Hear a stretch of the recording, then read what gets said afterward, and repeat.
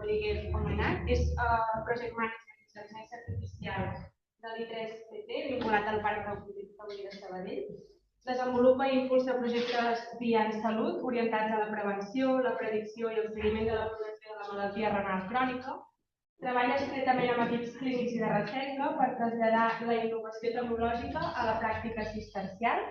En aquest marc col·labora amb el Dr. José Ibeas López, aquí present, nefròleg i director del programa Via en Salut de Catalunya, recentment reconegut per la Reial Acadèmia de Medicina de Catalunya.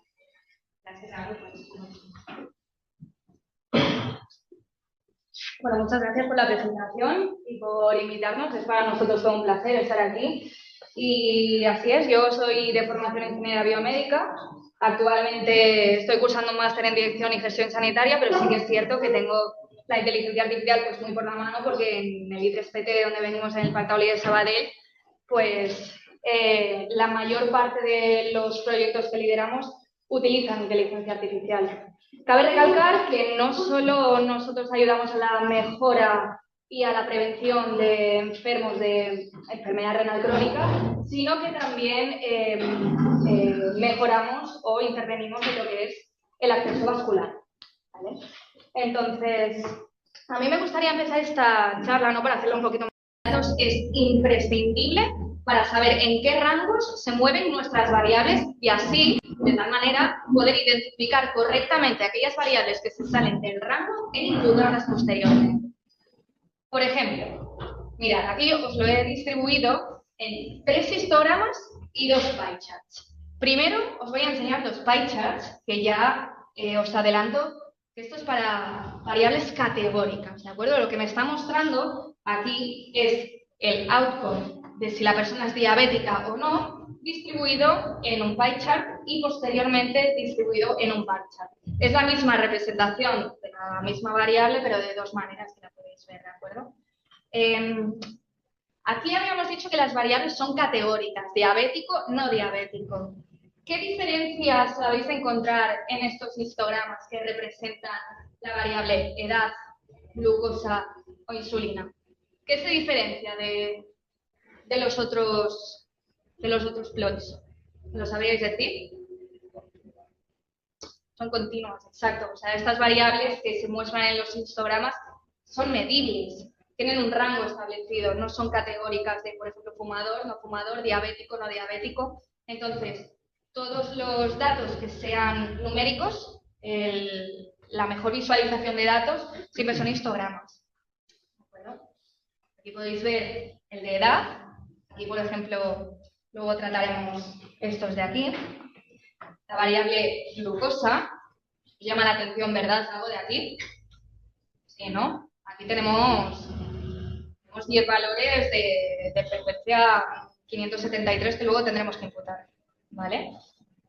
Y posteriormente la insulina, ¿vale? Estas son maneras de representar los datos que os van a servir en todo momento para identificar en qué valores nos movemos.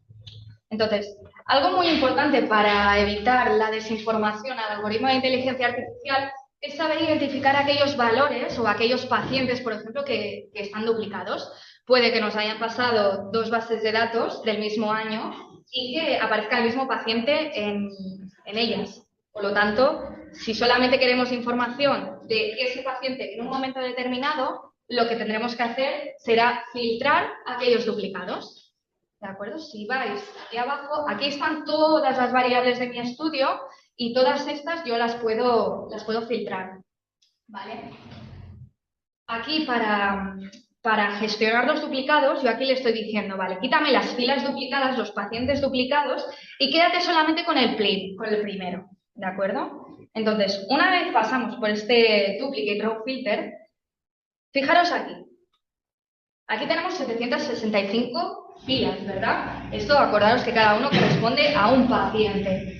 Si nos vamos al dataset inicial que yo le he importado, en vez de 765, tendremos 768, ¿vale?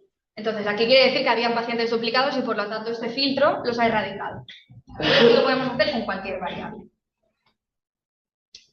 Y luego pasamos a estas que están conectadas en secuencia, que, como veréis, todos son el mismo nodo, porque Sí que es cierto que muchos nodos vienen establecidos, ya predeterminados, con sus funciones, pero hay otros que no. Entonces, aquí esto lo voy a pasar bastante rápido. Aquí lo que le he hecho ha sido decirle que todos los valores que sean ceros, o sea, que los valores que no sean ceros ya directamente me los marqué en insulina, ¿de acuerdo? Esto luego nos va a servir para identificar aquellos valores que, por ejemplo, como veis aquí, esto es un missing value, aquí no hay nada, ¿de acuerdo? Entonces esto lo tendremos que tratar posteriormente. Y esto lo hago pues para las variables que me interesen. Y aquí os quiero explicar una diferencia, y es que el boxplot solamente nos podemos fiar, ¿no?, de este tipo de gráficos cuando la variable no es chata, quiero decir, como la de la glucosa, ¿de acuerdo? Porque, por ejemplo, aquí en el BMI, que es el índice de masa corporal, aunque esto pueda parecer un valor atípico, un outlier, ¿no?, como se dice, realmente puede no serlo, pero esto ya me llama más la atención. Entonces, como esta figura no es chata, de esta me puedo fiar más que este valor seguramente lo tendré que tratar y será un error. Quizás un error manual de la persona que lo ha introducido o vete a saber por qué, pero hay que tratarlo. ¿No? Bien. Aquí esto es muy básico. Por ejemplo, quiero que el estudio solamente sea relevante para las personas mayores de edad, ¿vale? Pues aquí filtro para la columna de edad y me quedo solamente con los valores mayores que 18, ¿de acuerdo? Así establezco un rango de población. Volvemos a ver las estadísticas, ¿vale? Aquí vemos las estadísticas porque luego trataremos los valores atípicos y los missing values. Entonces, esta columna de aquí y esta columna de aquí van a sufrir cambios. Ahora lo veremos, ¿de acuerdo? Quedaros con estos números. 5912, 240, 501, ¿vale? Los valores atípicos, como el que hemos visto de la glucosa. Vamos a tratarlos. Tratamiento de outliers, como se le llama coloquialmente. Aplica a todos los outliers, a todos los valores atípicos y sustitúyelos por missing values, ¿vale? Déjamelos a cero porque no me interesan. Luego voy a tratar los valores que me falten. Bien. Perfecto. Aquí había 50 y algo, ahora ya tenemos 76. Eso quiere decir que se ha hecho una correcta imputación de los outliers. Ahora pasaremos con los missing values.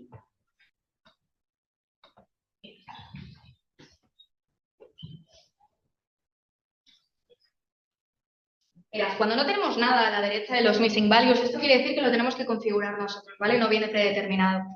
Quedaros que con las variables que sean numéricas, lo mejor siempre es usar la interpolación lineal y para los strings siempre usaremos la moda, ¿vale? El most frequent value. Esto depende de vuestras variables, ¿no?, que queráis tratar, pues se usará un método u otro. Perfecto. ¿Y ahora qué pasa? He imputado todos los missing values. Por lo tanto, aquí ya no tengo valores faltantes. Aquí ya me puedo fiar de que los datos que tengo son relevantes y están dentro del rango establecido para cada variable. Entonces, aquí ya llegamos al final. Sobre todo, da igual cuán bueno sea el algoritmo de inteligencia artificial, que si no preprocesáis bien estos datos, no vais a tener unas buenas métricas y por lo tanto no os vais a poder fiar del algoritmo, ¿vale? Para que todas las variables tengan el mismo peso dentro del estudio, siempre se usa un normalizador, ¿de acuerdo? Simplemente buscáis el nodo de normalizador, lo aplicáis y lo ejecutáis, ¿vale? Esto es para que todas las variables sean igual de relevantes y el algoritmo no identifique que las que tengan más valores, por ejemplo, sean más representativas para el estudio que otras, ¿de acuerdo? Bien, y luego volvemos a la visualización de datos, ¿vale? El outcome de este dataset, nosotros queríamos identificar diabéticos y no diabéticos, ¿vale? Aquí lo podéis ver. Y el scatterplot también sirve pues, para ver la distribución, ¿no?, de ese outcome que nosotros queremos estudiar. Finalmente, cuando ya tenemos nuestra base de datos limpia y bien procesada, para poder luego sacar las métricas correspondientes, tendremos que dejarlo en otro archivo, ¿vale? Crearemos una carpeta con una nueva ruta y con un nuevo nombre. Y ahí se guardará nuestra base de datos limpia para poder ejecutar el algoritmo. Y bien, hasta aquí el esquema de Canime. Como veis, ya os digo, es muy intuitivo. Lo podría usar cualquiera, sobre todo para enfermeros, médicos y demás que no tengan muchas nociones de programación. Y yo os animo a que lo uséis, ¿no? en vuestro día a día, porque al final puede sacar muy buenos resultados y os eximís de todas aquellas horas de desarrollo y demás que al final pueden ralentizar los proyectos y es justamente lo que queremos evitar, ¿no? Luego os dejaré por aquí mi correo electrónico por si tenéis cualquier duda, os lo podéis bajar libremente, usarlo con vuestras bases de datos y bueno, quedamos en contacto por si os puedo ayudar a resolver alguna cuestión que os surja. Muchas gracias.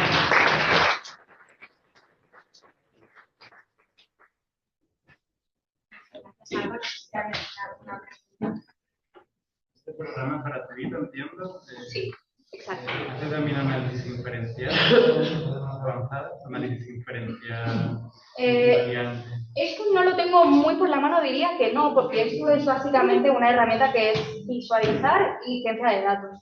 Entonces está puramente pensada para obtener métricas de algoritmos. Esto lo tendría que mirar, pero diría que no.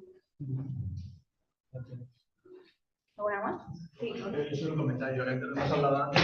Yo he hecho este curso previamente de Canime y supongo que seguramente ahora os pasa que es como, ¿qué es esto? ¿No? Estáis hablando del chino, pero cuando lo empiezas a tocar es una herramienta súper sencilla y con una IA al lado te va diciendo lo que tienes que hacer y es maravilloso para hacerte modelos predictivos con tus datos y acabas visualizando datos súper fácil, arrastrando cosas y conectándolas. Me parece una maravilla de herramienta. Sí. Nada, gracias a vosotros y espero que lo utilicéis. Gracias.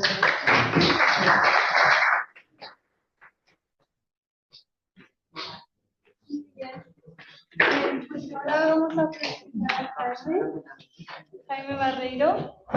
Él está en la Universidad de Barcelona, es profesor del máster de Humanidades y Emergencias y del máster de Inteligencia Artificial aplicada a la metodología de investigación y docencia.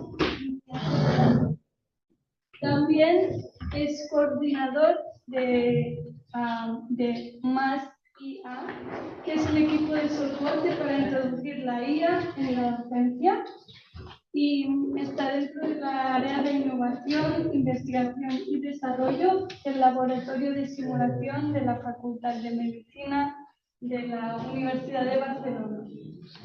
En el SEM es enfermero de emergencias y forma parte del equipo de implementación de un chatbot de soporte asistencial en el SEM, Access SEM.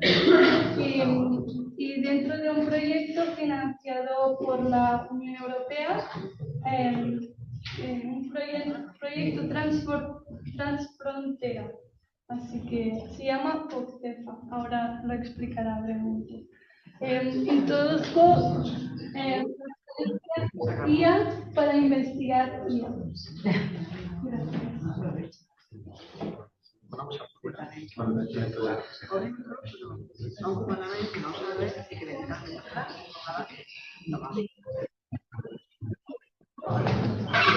¿Alguien ha visto este vídeo? No. ¿De Caixa Cataluña? Vamos a invertir 4 minutos en escucharlo. Me parece impresionante. Me gustaría abrir con esto.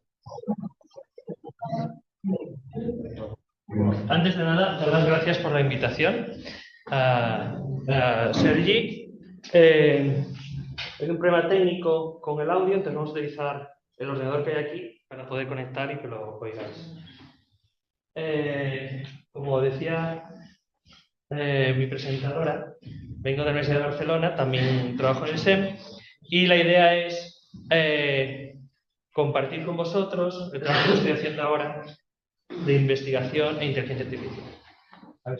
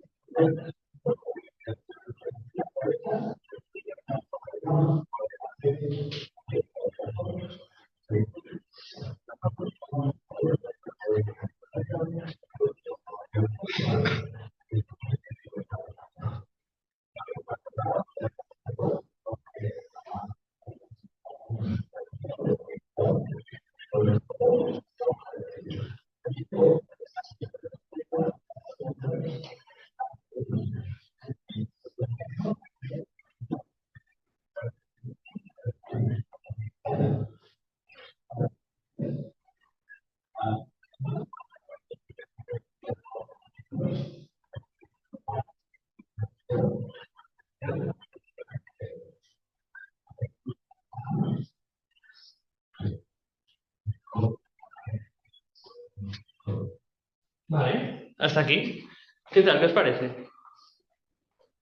Y empezamos a investigar así ahora, partiendo de aquí, ¿no? Al final, que os voy a explicar un poco mi experiencia, si puedes poner esta, mi experiencia corta de investigación, pero claro, partimos a los que empezamos a investigar ahora de una situación muy diferente que hace 5 o 10 años, ¿no? Y hay preguntas éticas que responder, pero también técnicas. Vamos a empezar por las técnicas, que parecen más fáciles. Entonces, tenemos como 25 minutos para compartir la experiencia y el mapa es el siguiente, ¿no? Vamos a hablar un poco de los inicios, del camino y de la llegada. Vamos a ver si esto funciona.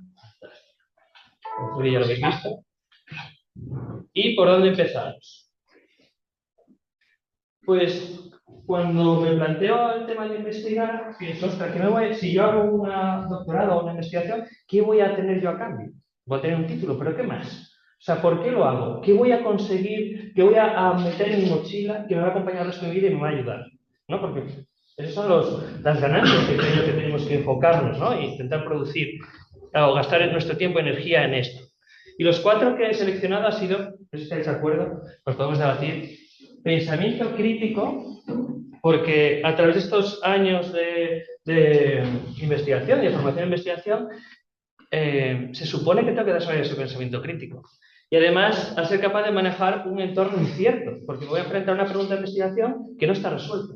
Voy a tener que basarme en estructuras metodológicas para ir usando un mapa que no tiene un camino. Y voy a tener herramientas para trazarlo, ¿no? Pero por un lugar que no ha transitado nadie antes. O al menos eso es lo que parece, ¿no? Desde el inicio. Y además adquiriré cierta autonomía técnica, aprender a utilizar herramientas, tanto pues búsqueda bibliográfica como análisis de datos, como herramientas para validar la investigación, la recogida de datos. Y algo muy importante que hoy hemos hablado y mucho, me parece súper importante, principios éticos de la investigación, ¿no? Algo que podré discutir con mi director de tesis y aprender sobre ello. Pues con este deseo, ¿no?, de rellenar mi mochila durante estos años con estos 4 elementos, comienza el camino.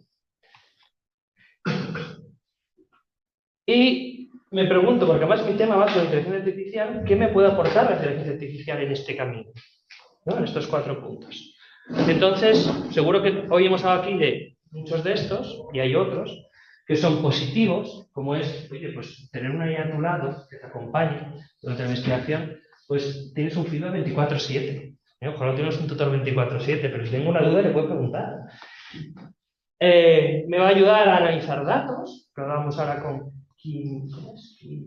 Me ha encantado. Canime, me ha encantado. El de lo siguiente que va a explorar cuando llegue a casa. A sintetizar bibliografía y conocimiento y a gestionar esa información. Porque es mucha la que vamos a generar durante estos 3 o 4 años. Pero hay una parte negativa, que lo hablamos antes, ¿no?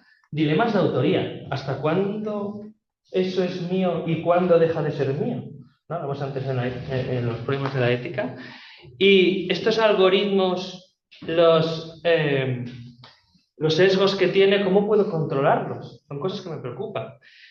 Y también me preocupa que yo quiero desarrollar mi pensamiento crítico. ¿Esto me va a atrofiar mi pensamiento crítico? ¿Va a hacer que salga sin las herramientas con las que yo quiero salir de este proceso formativo de investigación?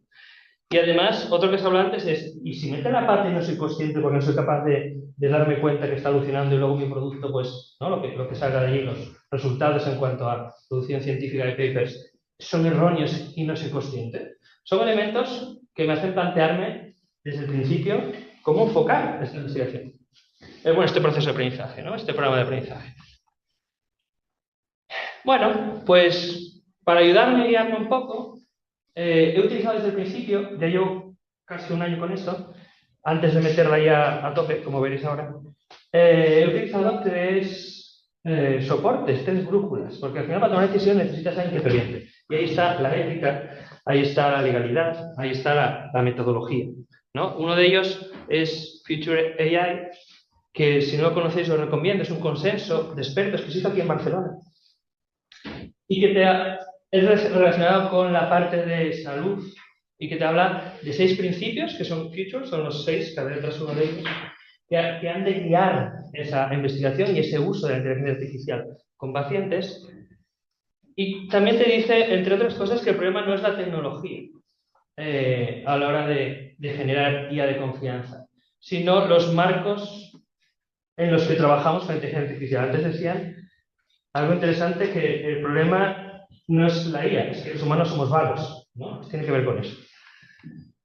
Luego otro útil que he utilizado desde el principio es, ostras, pues Adam Chen, que es un experto en simulación, sobre todo, conocéis por eso si gusta el tema de la simulación, dice, oye, ¿cómo usamos de forma ética en la escritura académica la inteligencia artificial? Y definió 3 niveles. Hay más artículos que este que intentan, de alguna manera, ordenar hasta dónde deberíamos usarlo de forma más o menos ética, ¿no? Y hasta dónde tenemos que intentar evitarlo, ¿no? Y no caer en la trampa como decía antes, de que somos vagos y que, oye, si me lo hace la máquina, pues ya me lo quito yo. Y también hace que nos preguntemos un checklist de 4 preguntas, que es, ¿cuáles son las contribuciones intelectuales a lo que estoy creando? ¿Cuál es la competencia académica que tengo suficiente para ese estudio? Porque si estoy intentando hacer un estudio más complejo de lo que yo puedo asumir, y lo estoy haciendo gracias a la IA, probablemente esté fuera de mi control lo que esté pasando ahí. Y la precisión del contenido y la transparencia de cómo las has utilizado. Son los 4 elementos que ahora vais a ver un ejemplo real. Estos son como las bases, ¿no?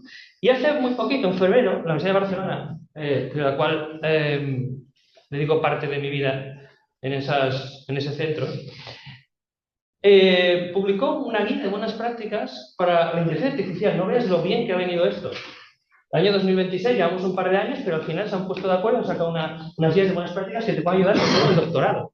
Y entre otras prácticas, algo interesante, ya hemos hablado antes, ¿no? De la honestidad, la responsabilidad, la supervisión humana, la protección de datos, la originalidad de lo que hagas, es decir, que es original de la persona que lo escribe de alguna manera, y que haya siempre detrás un pensamiento crítico para evaluar todo el proceso. Y además hay un punto curioso que en pocas guías hablan, que es la sostenibilidad. Que hoy tampoco hemos hablado aquí, y es que cuando usamos inteligencia artificial, todos creo que lo sabemos, pero estamos consumiendo energía, y consumir energía también significa emitir CO2, y esto lo haces en otra parte del mundo, y tenemos que también ser conscientes que estamos acelerando el coche y sacando humo por el tubo de escape cada vez que le damos a ChatGPT o Claude a máximo rendimiento para que nos ayude, ¿no? Que es algo que hay que tener en cuenta, ¿no? Por ejemplo, hay cosas como utilizar IA en local en la medida que puedas, en tu ordenador, que te puede ayudar a contrarrestar un poco esto, o pensar si realmente hace falta para esa chorrada que vas a hacerlo con la IA. No tienes otra forma de hacerlo que no sea con la IA, ¿no? Planteárselo bien antes de hacerlo. No hay muchas cuestiones antes de dar a la que es la intro. Venga, pues tenemos una brújula y ya tenemos diferentes sistemas de transporte. Al principio utilizamos los chatbots, ¿no? Como ChatGPT o DeepSeek, y esto es un sistema de llegar a un punto al final de tu recorrido que puedes utilizar. Hay también IA chatbots en local. Luego, si tenemos tiempo, os enseño alguno. Yo utilizo un par de motores de inferencia con modelos de lenguaje que puedes instalar en tu ordenador. Otro sistema de transporte que es diferente. Este es como ir andando, este es como ir en bici, este es como ir en coche. Pero no porque vayas más rápido, sino porque es más complejo. Porque el destino vas a tardar lo mismo en llegar, más o menos. Pero cubren diferentes necesidades. Y aquí, este modelo RAG es súper interesante. No, si conocéis NotebookLM, ¿alguien no conoce NotebookLM? ¿Una? ¿Dos? Vale. ¿Tres? Vale. Luego, 4. NotebookLM es de Google, no quiero hacer publicidad ni tengo ningún interés con ellos, es gratuito, pero te permite subir archivos a una plataforma y una inteligencia artificial te va a dar respuesta cuando le preguntes al chatbot solo con tus archivos. Va a buscar en ellos, es como su cerebro. Y entonces te responderá en esta es la respuesta, esto lo he sacado de este archivo y te dice el texto en concreto del archivo donde lo he encontrado, ¿vale? Y hace que sea más fiable la respuesta, porque puedes trazar el rumbo de los datos, no de dónde vienen, y permite hacer más cosas. También lo puedes hacer en tu ordenador, en local, puedes crear un sistema muy parecido, le pones todos los archivos que quieras de forma privada y puedes consultarlo, y igual, y te dice dónde está cada punto en cada archivo de la respuesta que te está dando. Y esto le da más robustez al sistema, ¿no? De ser fiable la información que tenemos. Y por último, y es del que vamos a hablar, quizás el más interesante, son agentes de investigación. Y esto es quizás lo más moderno, el 26 es lo que estamos a tope con los agentes. Los agentes vienen siendo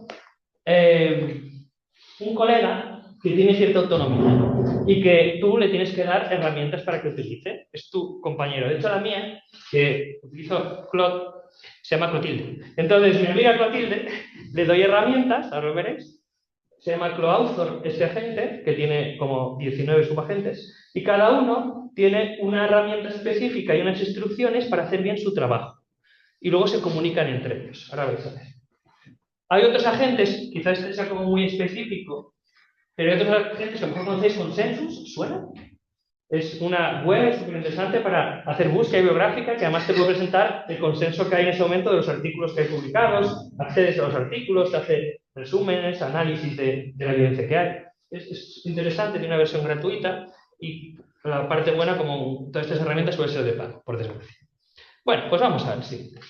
¿Qué es CloAuthor? ¿Qué es un agente? Pues mirad, antes hablaban los compañeros de Tarragona, que creo que no están, no, de GitHub. GitHub es como un Dropbox donde toda la gente maja pone lo que ha creado, los programas que ha creado, para que el resto se lo pueda descargar. Es un lugar público donde poner, se llama repositorio, donde poner software que han desarrollado diferentes personas que lo quieran abrir al mundo. y es una iniciativa open source, ¿no? Para compartir lo que se ha creado. Pues ahí hubo un autor, no sé exactamente, pero viene de un autor, digamos, que es un investigador de la Universidad de Manchester, y dijo, ostras, pues voy a diseñar una gente que tenga unas herramientas que me ayuden en el trabajo del día a día. A mí y a todos mis compañeros, porque era un equipo de investigación. Y lo subió. Otro colega lo cogió, lo modificó, hizo un fork, o sea, una derivación de ese proyecto, porque lo hizo era especialista en economía, y esto lo hizo especialista en medicina. Es decir, le dio habilidades especiales para que pueda analizar de forma más rápida y mejor temas derivados de medicina o enfermería o de la salud en general. Y yo lo que hice fue, fui aquí, lo descargué, lo puse en una carpeta y le dije a Claude, oye, coge este archivo y ponte, o sea, utiliza este agente a partir de ahora, porque quiero hacer una investigación. Puedes utilizarlo también en ChatGPT y ahora estoy intentando hacer una derivación de este para utilizar en OpenCode, que es público, gratuito y open source, para que no tengas que depender de ChatGPT o de Claude. Quizás en un mes así esté. Vale, entonces, ¿qué hace? Pues mirad, tiene 9 acciones principales y cada una, tú le puedes decir de palabra, no hace falta que escribas nada, oye, hazme una revisión sistemática. Tiene unos objetivos de salida y, en este caso, unos puntos de aprendizaje para mí, que yo le he dicho que quiero aprender, no quiero que me lo haga, yo quiero que me enseñe. Eso puedes decir también. La fácil es darle a la tecla, como decía el colega de la torre, que le dijo, joder, le he dicho a la máquina, hazme el estudio que estoy haciendo y me lo hizo perfecto. Bien, ¿cuál es el problema cuando estás aprendiendo a investigar? O sea, ¿para qué haces? Es como, me compro unas bambas de correr y me siento en el sofá. Muy bien, pero si quieres salir a hacer deporte y te compras las bambas, pues hazlo, ¿no? ¿Para qué son? Pues si no me quisiera aprender, no hubiese apuntado. Pero esto es una decisión ética, porque se puede hacer entero, te lo publica en LaTeX, igual que el que te descargas de internet, sin intervención humana no, pero casi sin intervención humana, ¿no? Y ahí está el dilema ético de la autoría, que hablaba antes. ¿Qué es un agente en concreto? Pues mirad, veis que aquí hay unos archivos, unas carpetas, aquí uno que pone agentes, y todos estos, cada uno es uno de los agentes que hace una cosa. Por ejemplo, este es el librarian, que es el experto en bibliografía. Y este tiene unas instrucciones que le dicen, cuando tengas que buscar, hazlo así. Cuando tengas que seleccionar cada paper, hazlo así. Cuando tengas que caracterizar, hazlo así. Simplemente, además no ocupa nada. Ocupa un mega todo el agente, porque es texto. ¿Vale? Vale, ¿y cómo funciona? Cuando lo pones a trabajar, ¿qué hace? En general, tú eres el investigador, le das un comando, por ejemplo, o le dices, de palabra por lenguaje natural, dices tú, oye, hazme una entrevista sobre esta pregunta de investigación para intentar definir el marco sobre el que trabajar. O quiero desarrollar el marco teórico sobre este tema.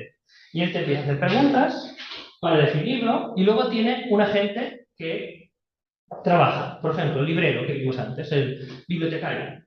Él produce un documento, después de estar trabajando 5, 10, 20 minutos, lo que sea, produce un documento, se lo pasa a otro agente que él no hace, solo critica. Su único trabajo es evaluarlo. Tiene unas métricas de evaluación que, depende en qué momento estés en la investigación, van subiendo el nivel y si no tiene la suficiente calidad, lo vuelve. Normalmente lo hace siempre 3 veces y lo puede hacer más.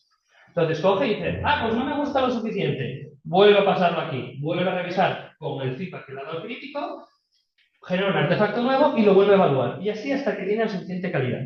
Y tú le puedes indicar la calidad que quieras. Ya por defecto viene 80, 90 y 95. Depende del momento en el que estés.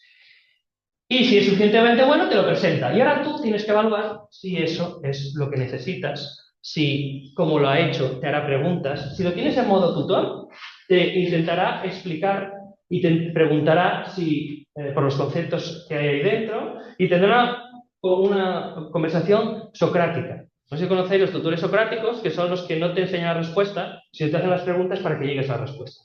Entonces lo puedes configurar. Oye, quiero aprender. No me lo hagas. Tú dime. Tú hazlo y luego me preguntas y lo hacemos juntos. Y así aprendo contigo. Y esto tienes 24/7. ¿Qué más? además de este es el funcionamiento general, tiene una cosa muy interesante, y si os dedicáis en otro ámbito de la investigación, cuando empiezas, y el primer punto es conocer la gente, te va a preguntar por qué quieres investigar, intentar acotar ese ámbito, lo que va a hacer es adaptar todos los agentes a tu contenido específico. Por ejemplo, en mi caso, que va sobre inteligencia artificial y emergencias, etcétera, selecciona las revistas relacionadas donde voy a poder publicar los artículos y utiliza los criterios de esas revistas para revisar los artículos que voy a utilizar. O utiliza métricas o reporting guidelines específicas de cada uno de los artículos que quiero hacer y los descarga y los utiliza para darme feedback de cómo está funcionando mi artículo. Y esto es gratuito. Bueno, lo que no es gratuito es el modelo de lenguaje, que puede ser gratuito si lo tienes en tu casa. Pero hace falta un modelo grande que difícilmente lo tienes en tu casa. Total. Esto es como funciona de forma genérica. Ahora os presento mi propuesta de tesis doctoral y cómo va a partir de ahora a encajar aquí. Tengo una pregunta clínica. En mi caso, estoy en un programa, en un proyecto de implementar chatbot de inteligencia artificial dentro del SEN con la documentación, con las guías clínicas del SEN. Formo parte de ese equipo. Y me gustaría investigar sobre, oye, ¿esto funciona de verdad? Vamos a probarlo. Hacer un ensayo clínico en entorno de simulación para ver si funciona y cómo funciona respecto a lo que tenemos ahora, ¿no? ¿Qué resultados tiene? Entonces, ya tenía todo esto. Yo le di esto hecho, es decir, yo ya tenía diseñado la investigación y él me ha ayudado a mejorarla. Pero te lo voy a hacer desde cero también, si quieres. Y los 3 artículos que tengo previstos, me ha dado los sistemas de reporting adaptados a cada uno y los 3 al final concluirán en una tesis. ¿Vale? Vamos a avanzar un poco más. Entonces, ahora digo, qué guay, que bien funciona, ¿no? El Hive, fantástico, lo compramos todos, pero también una parte práctica. ¿Y cómo gestiono todos estos riesgos?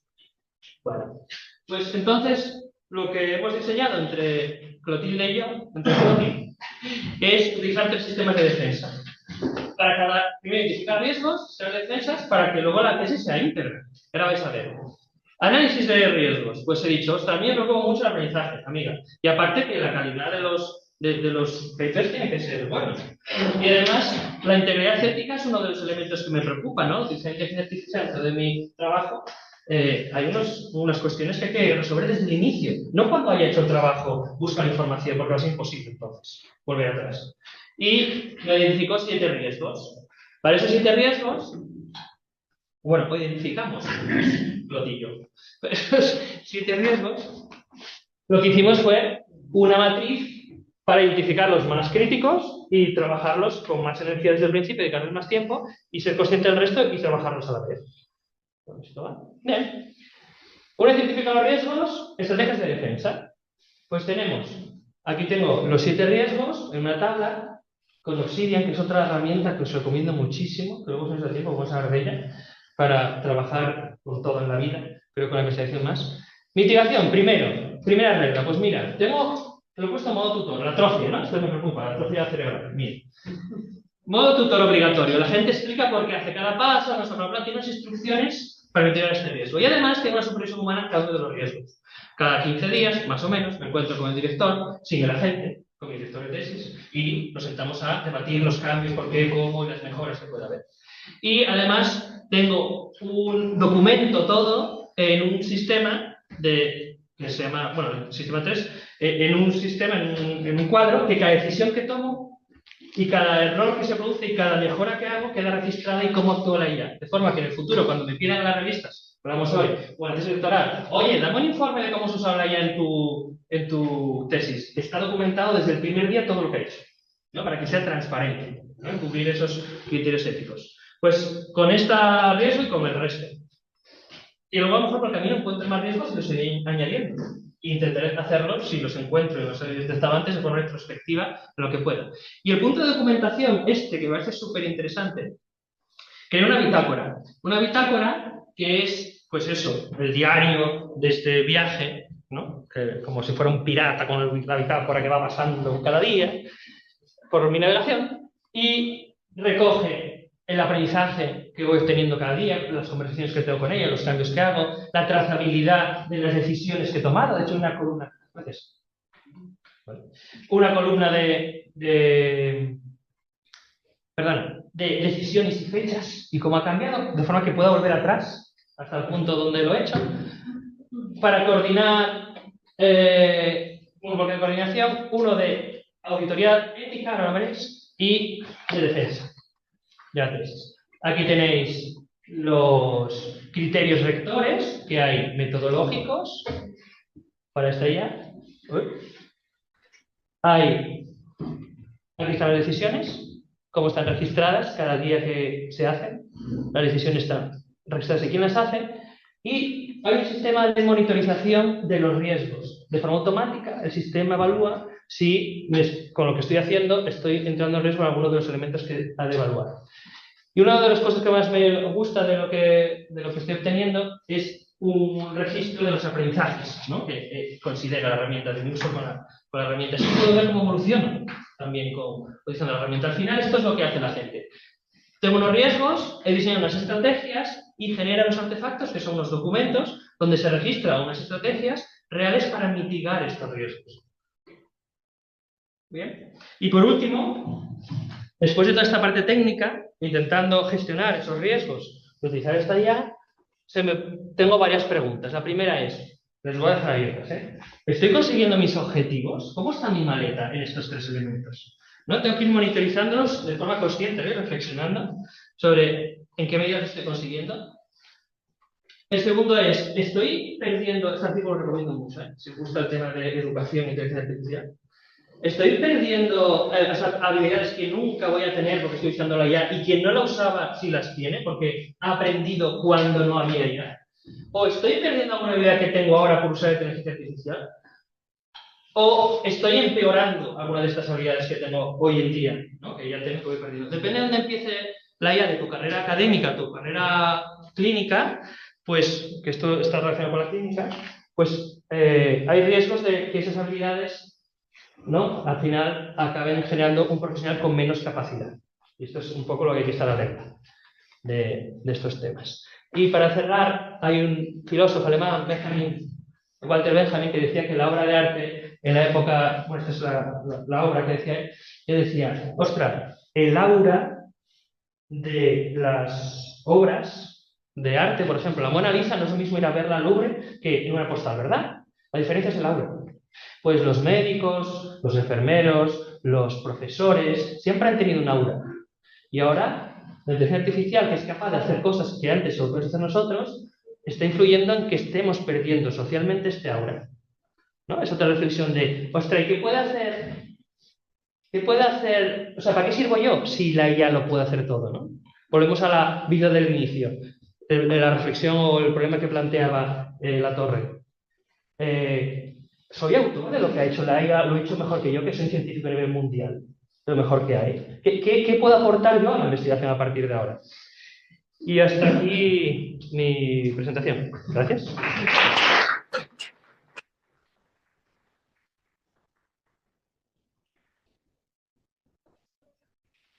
¿Alguna pregunta? Pues si no, pasaremos. Has hablado de integridad es un poco controversial. Has hablado de integridad toda la charla. ¿Cómo garantizas la integridad de los autores, de los artículos que les estás proveyendo a una inteligencia artificial pública?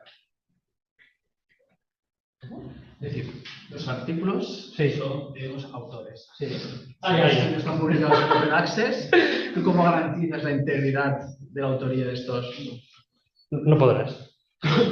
No, ni siquiera, de hecho todos lo sabemos. ¿Cuántos artículos los autores ni lo han visto pasar?